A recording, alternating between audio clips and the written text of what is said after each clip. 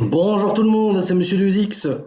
Donc dans cette vidéo, nous allons traiter le troisième niveau d'équation du second degré et elle va être consacrée aux équations fractionnaires. Donc, qu'est-ce que j'entends par équations fractionnaires? Ce sont tout simplement des équations qui vont dépendre de fractions. Donc, qui dit fraction dit aussi des conditions d'existence. Pourquoi? Rappelez-vous ce qu'est une fraction. Donc, le but d'une fraction, c'est une notation qui décrit une division. Et donc, si cela décrit une division, on sait tous qu'on ne peut pas diviser par zéro. Étant donné que dans ces équations fractionnaires, il y aura des inconnus au dénominateur, un peu comme le calcul de domaine de définition de fonction, eh bien, il faudra en tenir compte. Et donc, l'expression, les fractions qui vont apparaître dans les équations n'existeront pas forcément pour toutes les valeurs de x. Et donc, dans une première étape, il faudra calculer les valeurs de x pour lesquelles ces équations, ces fractions n'existent pas. Donc, naturellement, comme pour cet exemple-ci, on ne traitera pas une seule fraction. Il n'y aura pas forcément une seule fraction dans l'expression. Et donc, il faudra tenir compte de autant de conditions d'existence qu'il y a de fractions dans l'expression. Par exemple, ici, combien de fractions est-ce qu'on a? On a 2 fractions. Est-ce qu'on a des inconnus aussi bien dans la première que dans la deuxième? Oui. Et donc, il y aura bien 2 conditions d'existence ici. Mais la première va concerner la première fraction. Donc, le dénominateur de cette fraction ne peut pas être égal à 0. Donc, dans ce cas-ci, c'est x moins 2. Dans la seconde, c'est x plus 2 qui est positionné au dénominateur. Et c'est donc cette quantité-là, cette expression-là, qui ne peut pas être nulle. Alors ici, c'est assez rapide pour écrire nos conditions d'existence. On fait passer le moins 2 et le 2 dans le membre de droite, et nous avons nos 2 conditions d'existence. Donc, non seulement ces expressions ici n'existeront que pour des valeurs différentes de 2 et de moins 2, mais aussi les solutions de notre équation fractionnaire ne peuvent pas valoir ces 2 valeurs-là. Donc, un peu comme dans le problème du drapeau suédois, lorsqu'on aura trouvé nos solutions, il faudra vérifier que ces solutions vérifient les conditions d'existence. Ça, ce sera pour après. Alors, c'est quoi l'idée de résolution? L'idée, ça va être de mettre les 2 membres sous le même dénominateur, comme pour une addition de fractions usuelles. Donc, on rappelle ici un peu la méthodologie. Lorsqu'on a une somme ou une soustraction de 2 fractions, on doit trouver le dénominateur commun. Dans ce cas-ci, le dénominateur commun, c'est 15. Vous en conviendrez. Comment calcule-t-on ce 15? On fait 3 fois 5. Donc, si je veux mettre chacune de ces fractions sur le même dénominateur, eh bien, la première, je suis obligé de multiplier par 3 en dessous et au-dessus. Et pour la seconde, vu que j'ai un 3, je suis obligé de multiplier par 5 au numérateur et au dénominateur pour trouver la fraction équivalente. Et suite à cette mise sous dénominateur commun, je peux effectuer mon addition et je trouve ma solution. Dans le cas des équations fractionnaires, eh bien c'est exactement ça qu'on va faire, mais on va le faire dans les 2 membres. Pour cet exemple-ci, la première fraction, ça va être quoi? En tout cas, le dénominateur commun. Mais j'ai x moins 2, j'ai x plus 2. Donc le dénominateur commun, on va tout simplement faire le premier fois le deuxième. Donc x moins 2 fois x plus 2. Donc, pour le premier élément, et c'est pour la première fraction, mais qu'est-ce qui me manque? Il me manque le x plus 2. Eh bien, comme dans le cas d'addition ou de soustraction de fractions, eh bien, on multiplie au numérateur et au dénominateur par ce terme manquant. Comme lorsque vous mettez vos fractions sous le même dénominateur dans un cas usuel. Donc ça, c'est le cas de la première fraction ici. Bon, on va s'occuper de la deuxième fraction. Qu'est-ce qui nous manque dans cette deuxième fraction? Il nous manque le x-2 au dénominateur. Mais si je le fais apparaître au dénominateur, forcément, je le fais apparaître au numérateur aussi. Et dans le membre de droite, mais qu'est-ce qui me manque? Mais là, il me manque tout. Donc, je le fais apparaître en dessous et au-dessus. Bien. Maintenant que nous avons les mêmes dénominateurs ici, eh bien, je vais pouvoir additionner les numérateurs. Ici, ce qu'on va faire pour le moment, on ne sait pas faire grand-chose. Ce qu'on va faire, c'est qu'on va développer ici le numérateur et ensuite on multipliera par 4. Donc, on va essayer de simplifier les expressions. Alors, les dénominateurs, vous pouvez les laisser ici. Vous allez remarquer qu'après, ils vont disparaître. On verra pourquoi. Donc, on met tout sous le même dénominateur, donc le dénominateur commun. Donc, une fois x plus 2, alors pourquoi oui ici une fois x plus 2? C'est parce que j'ai tout simplement 1 ici, et là j'ai une fois ça, parce que j'ai 1 ici. Donc, c'est le même dénominateur, donc je peux tout mettre sur une seule barre de fraction, et remarquez que je vais avoir x plus 2 plus x moins 2. Alors ici, comme je l'avais dit il y a quelques secondes, on va distribuer, on va simplifier, et puis on va distribuer à l'étape suivante. Donc ici, 2 moins 2 me donne 0, x plus x me donne 2x. Et ici, on va distribuer, ce qui me donne 4x carré moins 16. Et là maintenant, c'est là l'étape cruciale, c'est qu'en fait, qu'est-ce que j'ai ici comme égalité? J'ai une égalité entre deux fractions qui ont exactement le même dénominateur. Eh bien, si ils ont le même dénominateur, pour que ces deux fractions soient égales, il suffit que leur numérateur soit égal, soit égaux. C'est mieux dit comme ça.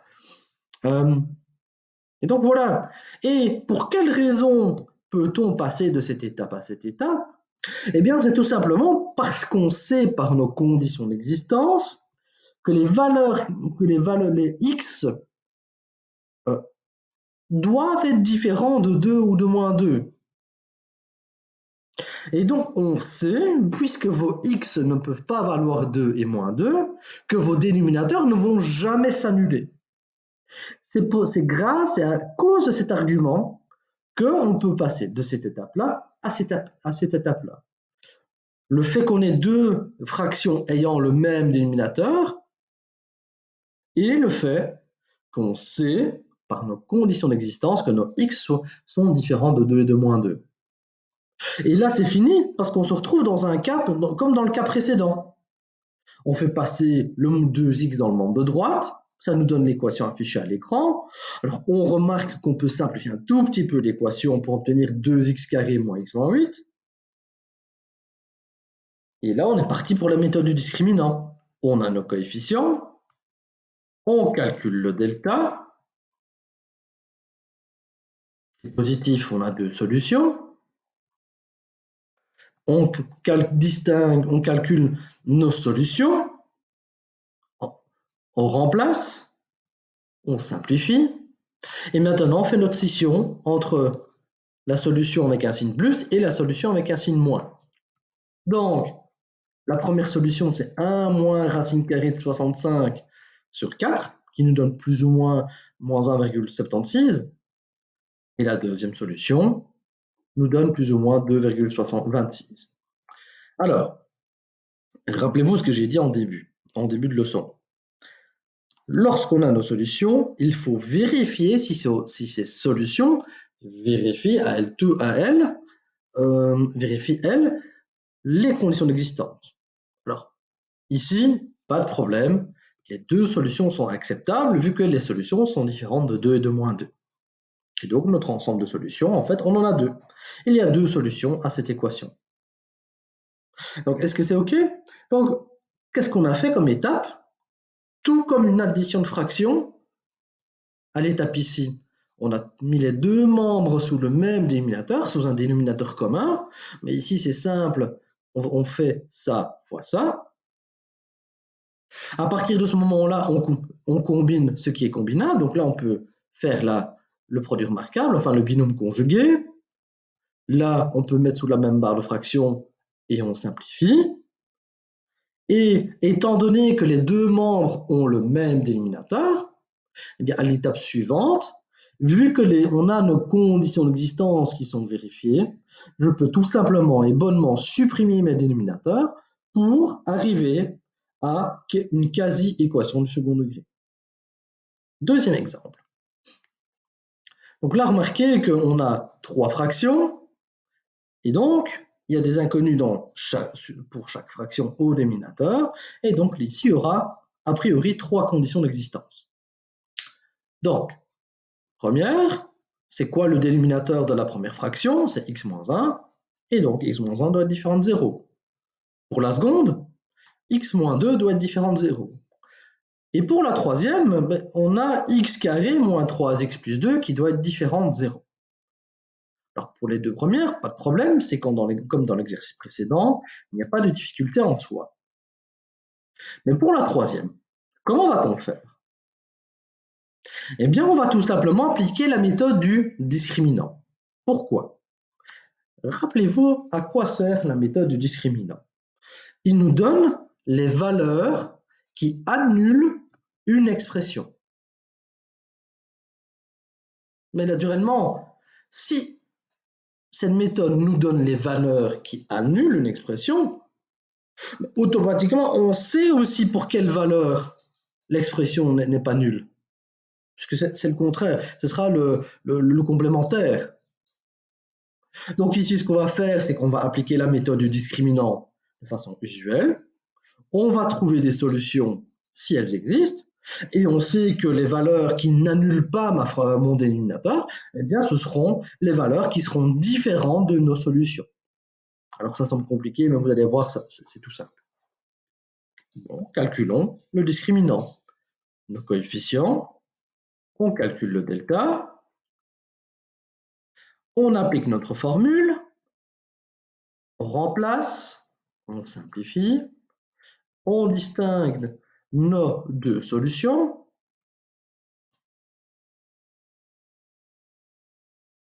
Et donc,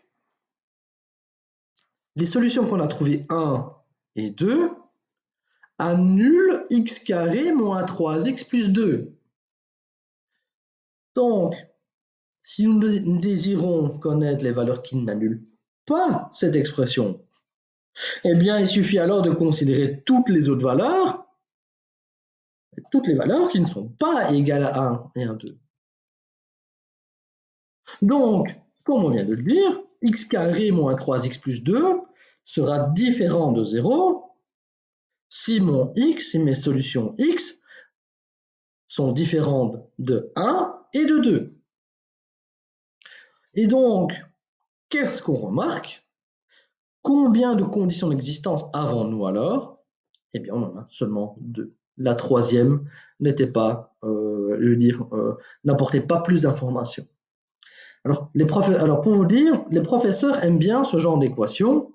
Pourquoi? Parce que ça vous oblige ici à effectuer la méthode du discriminant et à constater en fait que les deux facteurs, donc les solutions, sont aussi ce qui annule les fractions de gauche. Ou alors, peu importe l'endroit où sont situées les fractions, mais les professeurs aiment bien ça.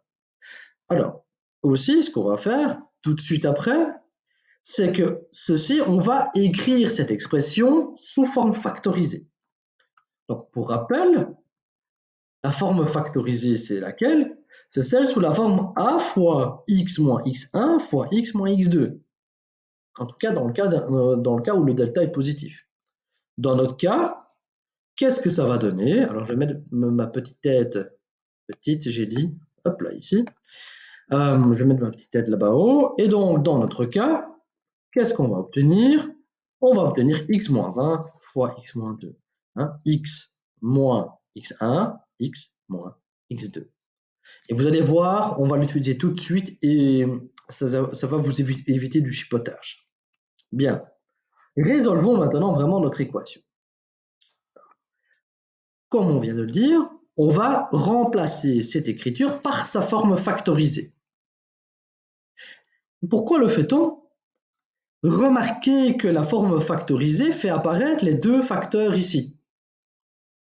Ce qui est génial, parce que grâce à cette forme factorisée, vous remarquez tout de suite que vous n'aurez pas à mettre cette fraction sous le même dénominateur, parce que le dénominateur commun, le dénominateur qu'on observe ici, c'est exactement le dénominateur commun de ces deux quantités-là. Intelligent, hein? Donc, maintenant, mettons le membre de gauche sous le même dénominateur. Et le dénominateur commun, c'est x-1 fois x-2.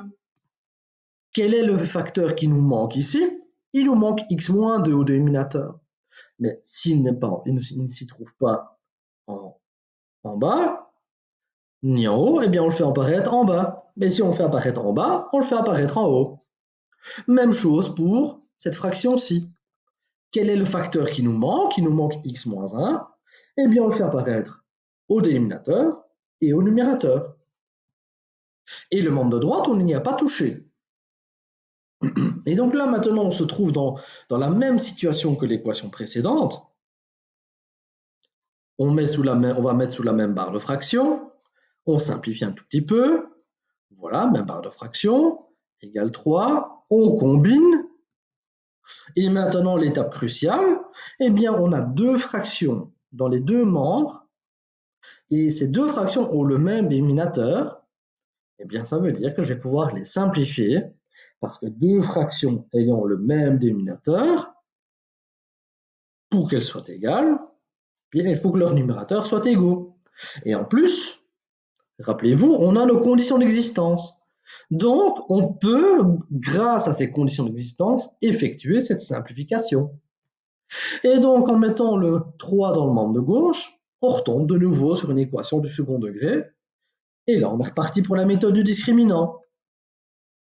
Les coefficients, le calcul du delta, on tombe sur une valeur positive, on sait qu'il y a deux solutions alors à notre équation, on calcule, on simplifie, on scinde les solutions avec le signe moins et le signe plus, on a nos solutions.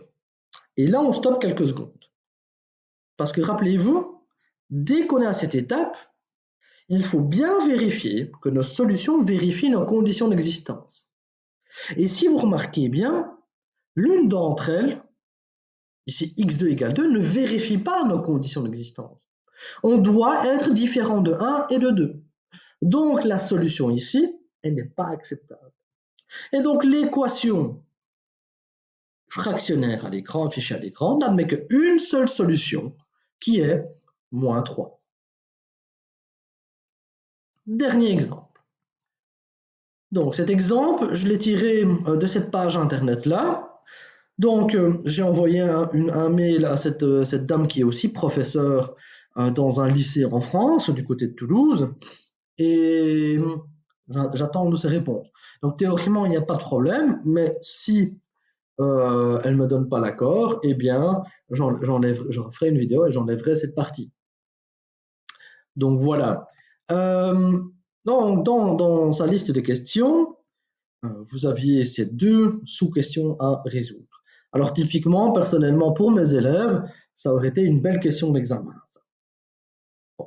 Dans la première question, on demande de factoriser des expressions. Alors, factoriser les expressions, ça veut tout simplement dire rechercher la forme factorisée de vos deux expressions.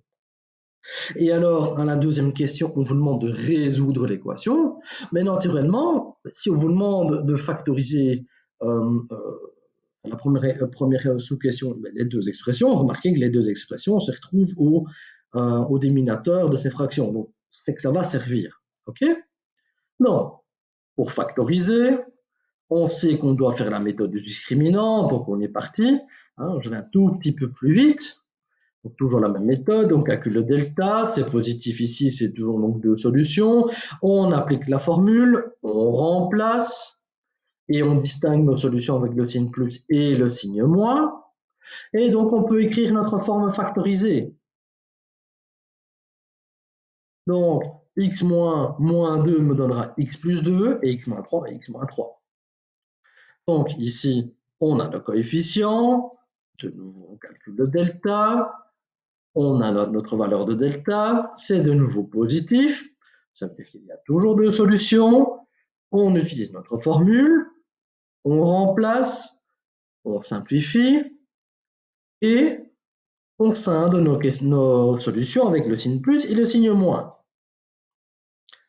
Et on écrit notre forme factorisée. Remarquez que j'ai un 2 devant. Pourquoi? Parce que le coefficient a vaut 2. Rappelez-vous, la forme factorisée, c'est a fois x moins x1, x moins x2.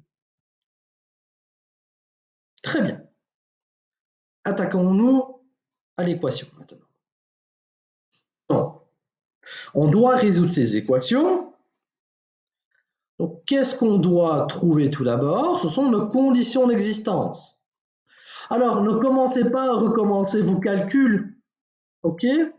Vous avez trouvé votre solution. Eh bien, les solutions, les zéros ici que vous avez trouvés, ce sont forcément les valeurs qui vont annuler le dénominateur. Donc, ne commencez pas à recommencer vos calculs. Vous connaissez déjà les valeurs de x, vous connaissez déjà vos conditions d'existence. Il suffit d'aller repêcher les zéros que vous aviez trouvés à la sous-question précédente et d'utiliser ça comme pour vos conditions d'existence. OK? Donc, c'est fait exprès. Les professeurs aiment bien vous donner ce genre de questions. Donc, voilà nos conditions d'existence et notre fraction. Alors, qu'est-ce qu'on va faire? On va remplacer, comme dans l'exercice précédent, chacune de ces expressions du second degré par les formes factorisées. Donc, voici la première et voici la seconde. De nouveau, on va maintenant analyser, on va regarder si ces deux dénominateurs sont les mêmes, sont équivalents. Mais non, il nous manque des termes. Le seul terme qui est commun ici, c'est quoi? Le seul facteur commun, c'est x plus 2. Donc, quels sont les termes manquants pour avoir le dénominateur commun? Donc, remarquez que ici, j'ai du x moins 3 que je n'ai pas ici. OK. OK, eh bien, il est manquant ici. On sait qu'on devra le rajouter au-dessus et en dessous. On regarde un petit peu la première fraction. Alors, qu'est-ce qui nous manque? Alors, il nous manque le 2 et il nous manque le x moins 1 demi. Eh bien, s'il nous manque le 2 et il nous manque le x moins 1 demi, eh bien, on va le rajouter en dessous. On le rajoute en dessous et au-dessus. Allons-y. Donc, pour la première fraction, on rajoute 2 fois x moins 1 demi. Pour la seconde fraction, comme on l'a dit, il nous manque x moins 3. OK? Et bien là, on est maintenant dans la situation rencontrée dans les deux exercices précédents. On a les mêmes dénominateurs. Donc, ce qu'on va faire, c'est qu'on va simplifier maintenant les numérateurs. On va distribuer, on va calculer ça.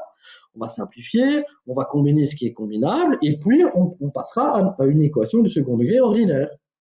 Donc, si je distribue ici, donc 2 fois 2, ça me donne 4. 4 fois x, 4x. 4 fois moins 1 demi, moins 2. Et ici, ça va me donner quoi? X carré moins 3x. On met sous la même barre de fraction. On simplifie l'écriture. C'est pour ça qu'ici, on a x carré plus x moins 2. X carré, alors 4x moins 3 me donne plus x moins 2. Mais j'ai une fraction qui est nulle. Je sais que mes conditions d'existence sont appliquées. Donc une fraction qui est nulle, ça veut dire que son numérateur est nul. Étape, on passe d'une équation fractionnaire à une équation du second degré. Et là, on est parti. Le delta, les coefficients, le delta, c'est positif. Donc j'ai deux solutions hypothétiques. On calcule grâce à la formule, on remplace, on simplifie, on scinde. C'est la solution avec le signe moins et la solution avec le signe plus. Donc, alors regardons un petit peu les valeurs. Donc ici, on a deux solutions, moins 2 et 1. Et donc, on va regarder un petit peu ici ce que ça donne. Donc, les conditions d'existence, qu'est-ce qu'elles nous disent? Elles nous disent que x doit être différent de moins 2, 3 et 1 demi. Mais malheureusement, on remarque que l'une de ces deux solutions, c'est moins 2. Donc, ça veut dire qu'ici, cette solution-là n'est pas acceptable. Et donc, la seule solution acceptable, c'est 1. Donc, la seule solution acceptable, c'est 1. Alors ici, je suis désolé, ce n'est pas x1, mais x2, naturellement. Ok, donc la seule solution acceptable, c'est 1, parce que la première ne satisfait pas les conditions d'existence.